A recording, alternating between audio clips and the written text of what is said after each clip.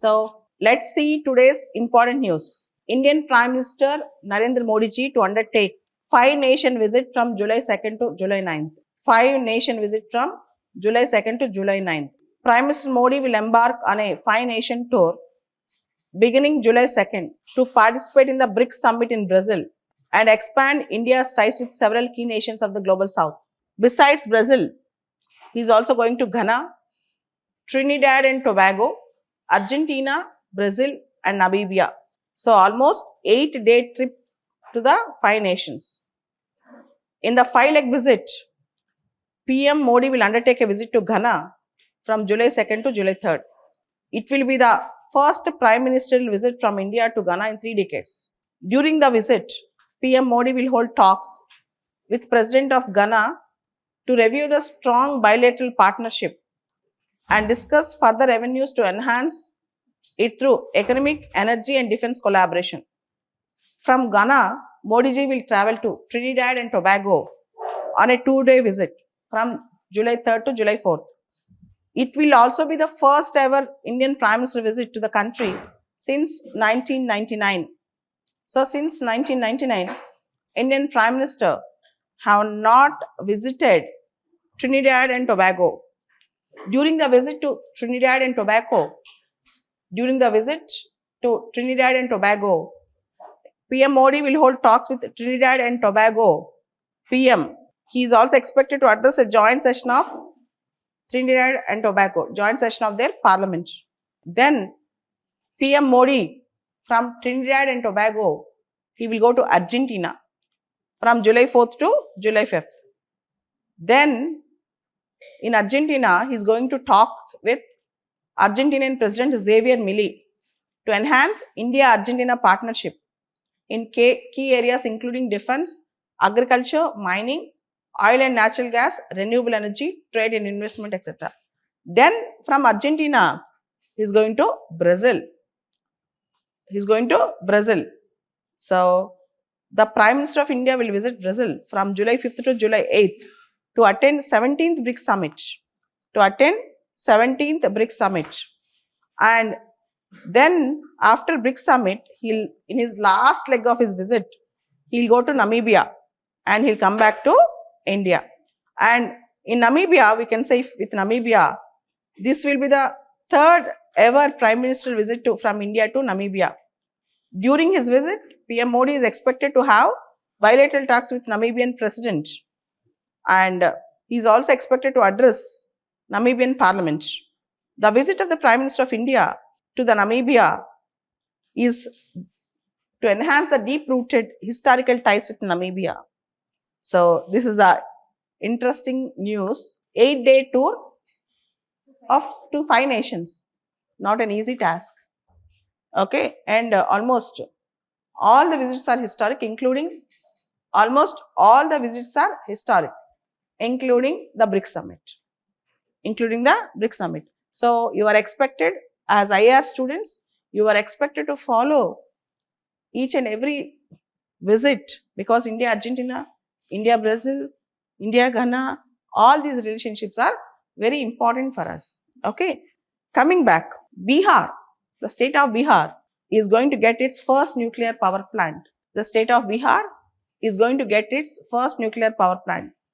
Bihar will be among the first 6 states in India will get its first atomic power plant under the country's new nuclear energy mission.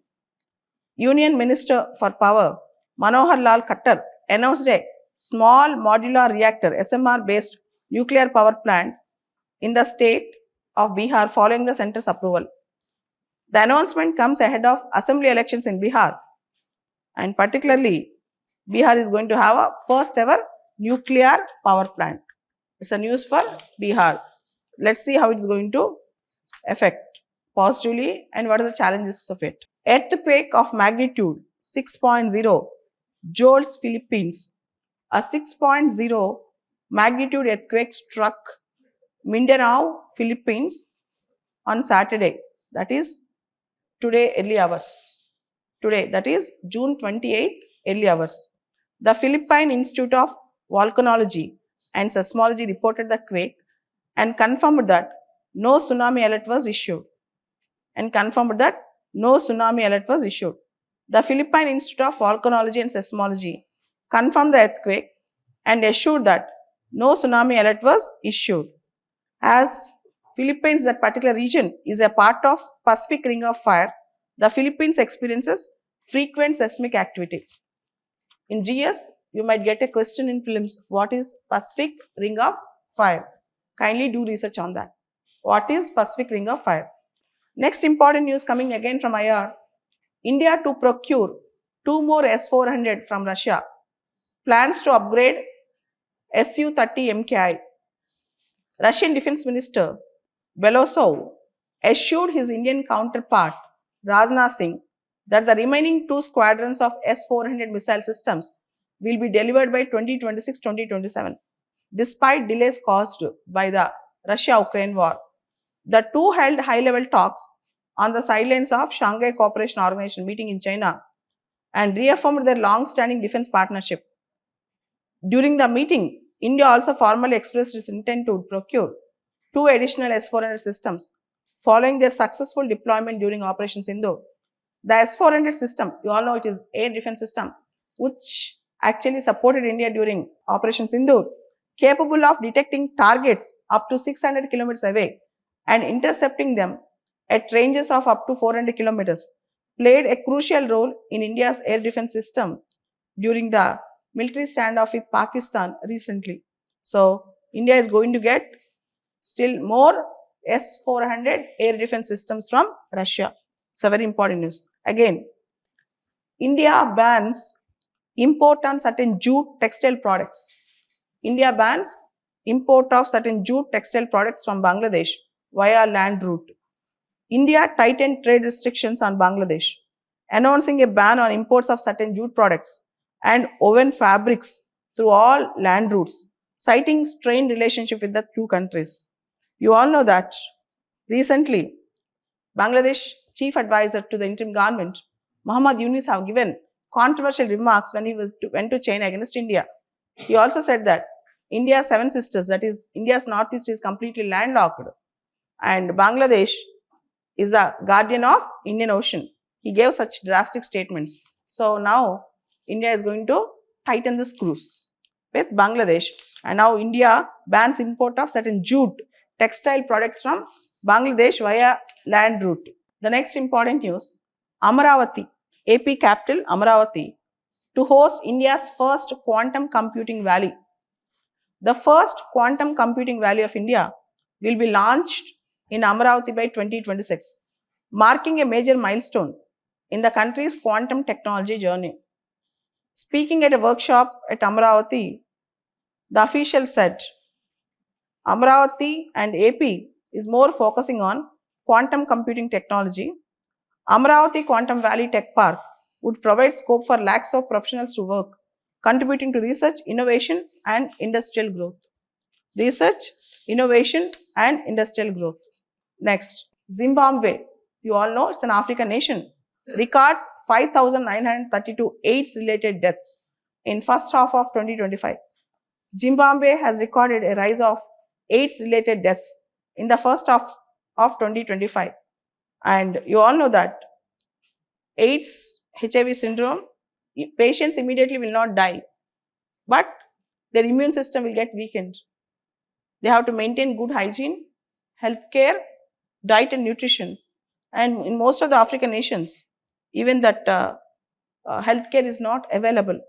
According to World Health Organization, human immunodeficiency virus, HIV, attacks the body's immune system, specifically the white blood cells, weakening the body's defense against infections and diseases. If untreated, HIV can progress to AIDS, the most advanced stage of the infection. HIV is transmitted through body fluids such as blood, semen, vaginal fluids and breast milk, and can also be passed from mother to child. It is not spread through casual contacts like kissing, hugging or sharing the food. So this is the story of Zimbabwe. Coming to the important news, India trying for US trade deal by July 8th deadline. A team of negotiators from India has been in the US for at least 2 days to finalize the mini trade deal with America, as July 8th is the deadline. And the entire issues, the top items on the agenda and the main hindrances to the agreement are the entry of genetically modified crops and cow milk into India. Genetically modified crops and cow milk into India.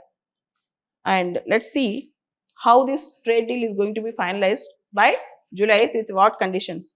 India and China to continue dialogue on border issues. India's Defence Minister Mr. Rajnath Singh firmly conveyed India's stance on cross-border terrorism to his Chinese counterpart, Admiral Dong Jun, during a bilateral meeting on the sidelines of Shanghai Cooperation Organization Defense Ministers meeting in Qingdao, China. During in-depth discussion on the need to maintain peace and tranquility along the India-China border, the two ministers agreed to continue consultations at various levels to achieve progress on the issues relating to disengagement, de-escalation and border management. It's an important thing. As you all know, our defense minister attended SCO defense minister meeting at Qingdao, China, and India and China wanted to have that border issues to the dialogue process so that we can focus on other issues in convergence. A very important news that is coming up, new development between India and China. Again, Hindu paper editorial page. On every Saturday, a full page article is given on Hindu called Ground Zero. Every Saturday, a full page article will be given in Hindu, Ground Zero. Today, fear, flight and an uncertain future. Fear, flight and an uncertain future. This is all about war in West Asia, Operation Sindhu, how we have actually rescued our Indians staying in Tehran and also in Israel and brought them back in New Delhi's Indira Gandhi International Airport. Many of the Indians have shown their emotions after coming back from Tehran. Indian nationals enrolled as students in Iran and Israel universities, they know the stress of living in the conflict zones. And if you observe, soon after the most recent conflict in West Asia broke out, Indian government evacuated more than 1400 Indian nationals from Iran and more than 1100 from Israel under Operation Sindhu. Many of them are medical students. Many of them are medical students.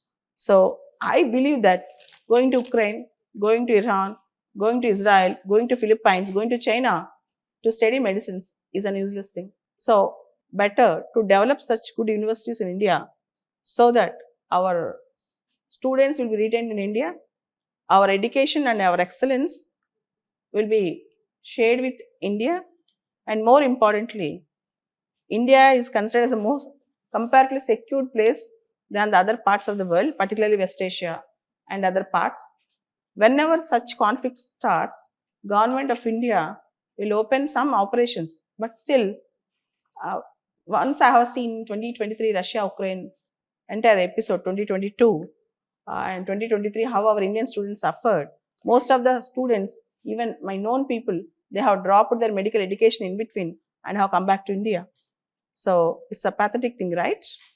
So we have to actually take care of our students who are studying abroad. That's very important. It's a secondary interest. Indian diaspora in national interest, primary interest is to protect our sovereignty. Secondary interest is to protect our diaspora abroad, to protect our students abroad. But India always supports our students and Indian nationals who are residing abroad whenever there is a conflict. Coming back, in Hindu paper editorial, this is all about SCO, Shanghai Cooperation Organization. As you all know that Shanghai Cooperation Organization Summit is going to be held very soon. Already Defense Minister Summit was concluded. Indian Defense Minister Rajnath Singh refused to sign the joint statement as there was no mention about Pahalgam terror attack. India should convince SCO to take a strong stance against terrorism, as SCO also have a sub-organ called RATS, Regional Anti-Terror Structure. Now, India should actually use its diplomacy to convince SCO to take a strong voice against terrorism.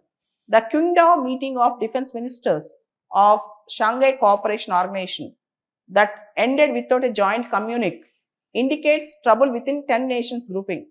Defense Minister Rajnath Singh was forced to withdraw from the joint declaration as it contained no reference to terrorism at the behest of one nation, a reference to Pakistan.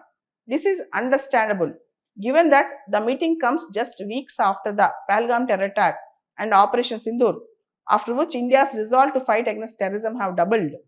What sounds more surprising is that not only did the draft resolution fail to mention terrorism, but member states including host China and Russia had even reportedly considered referring to the disturbances in Balochistan at the instance of Pakistan. That is, they had even considered mention about disturbances in Balochistan at the behest of Pakistan, supporting Pakistan. This is dangerous task. Coming back, no time to take rest. As you all know, recently, Sustainable Development Goals report have come, delivered by UN Sustainable Development Solutions Network. India's rank was improved. It was now 99. India's rank was 99. But it's a time not to show any complacency. It's a time to work more on SDGs in India. It's a time to work more on SDGs in India. So again, the most beautiful article with respect to IR, a China-led trilateral nexus as India's new challenge.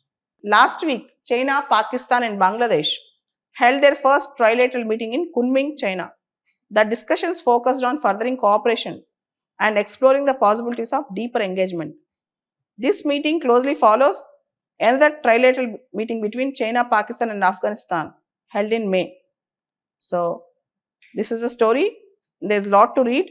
Entire article is IR article. This article, a China-led trilateral nexus on India's new challenge. 3 men held for gang rape of student on Law College campus in Calcutta. 3 persons were arrested in case of gang rape of student at a law college in South Calcutta. So this is a pathetic news. The other interesting news is India on June 27th categorically rejected the supplementary award by the Court of Arbitration on Kishan Ganga and Ratle hydroelectric projects in Jammu and Kashmir, saying that it never recognized the Court of Arbitration, a serious breach of Indus Water Treaty, which has been put at abeyance after April 22nd Pahalgam attack. India has never recognized the existence in law of this so-called Court of Arbitration, and India's position has all along been the constitution of this so-called arbitral body is itself a serious breach of Indus Water Treaty. So India did not recognize any award given by Court of Arbitration, and India rejected the supplementary award on Kishan Ganga and Ratle hydropower projects in Jammu and Kashmir.